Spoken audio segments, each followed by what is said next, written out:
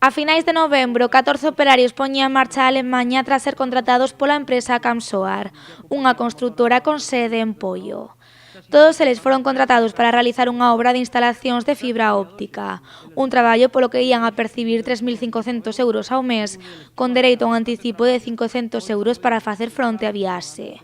Pero cando se puseron en marcha comenzaron a notar que algo non ía ben. Todo empezou bastante mal porque deses 500 euros de anticipo que prometeran por traballador reducíronse a 350 euros para todo o grupo, para que todo o grupo de 14 operarios se puideran afrontar peaxes, gasolina, pernotas de ser necesario, comidas, etc. Non?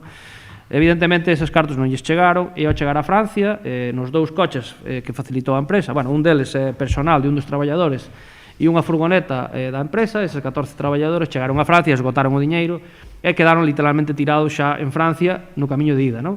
Unha vez en Alemaña a situación complicouse aínda máis.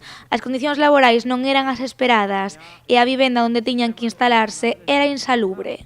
Encontráronse cunha infravivenda onde se supón que os 14 traballadores terían que pernotar durante esa estancia, non?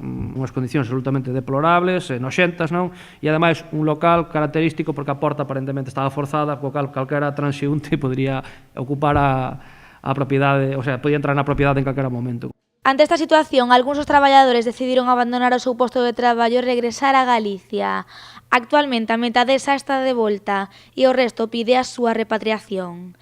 Dende o sindicato CIGA denuncian esta situación e creen que a empresa foi creada para executar un fraude nesta obra. Asesorámonos a abandonar inmediatamente a obra, non pode ser de outra maneira, eso non hai ningún tipo de garantía, nin que vayas a poder comer mañán, polo tanto, abandonar en canto sexa posible a obra e ao chegar aquí, pois a veremos que medidas adoptamos, non?